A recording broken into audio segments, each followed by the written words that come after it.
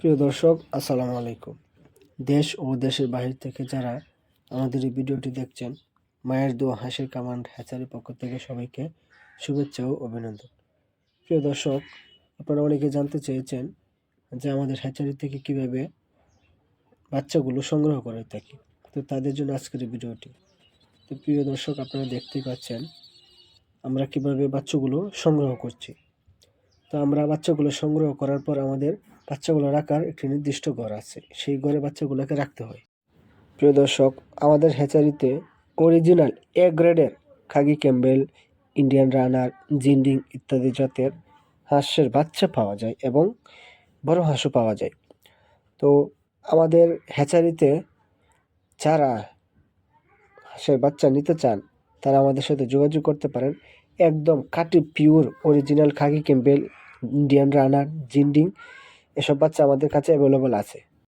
এমনকি আমাদের হ্যাচারিতে ব্রোডিং করা বাচ্চা বিক্রি করা হচ্ছে 15 দিনের, 20 দিনের, 1 মাস, 2 মাস ইত্যাদি বয়সেরও ব্রোডিং করা বাচ্চা আমাদের হ্যাচারিতে অ্যাভেলেবল আছে। তো আপনারা যারা নিতে চান তারা আমাদের সাথে যোগাযোগ করতে পারেন।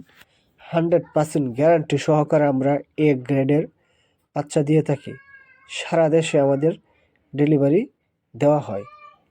তো আপনারা যারা নিতে চান অবশ্যই আমাদের সাথে যোগাযোগ করবেন। প্রিয় দর্শক, আমরা মূল ভিডিওতে চলে যাই।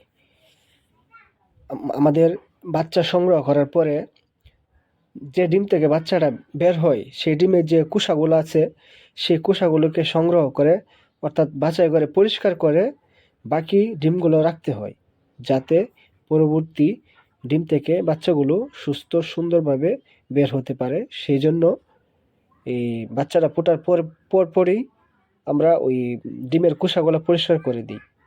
তো আপনারা দেখতেই পাচ্ছেন। তো ডিমের কুসাগুলো পরিষ্কার করার পরে পাতলা কাপড় অথবা চাদর, এই জাতীয় পাতলা কাপড় দিয়ে ডিমগুলাকে ঘুরে রাখতে হয়, অর্থাৎ ঢাইকা রাখতে হয়।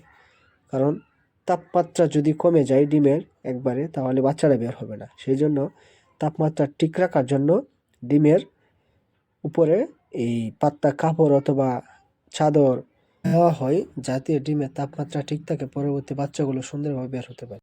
প্রিয় দর্শক, আজকের ভিডিও এই পর্যন্তই। দেখা হবে অন্য কোনো ভিডিওতে। সেই পর্যন্ত সবাই ভালো থাকুন, সুস্থ থাকুন। আল্লাহ হাফেজ।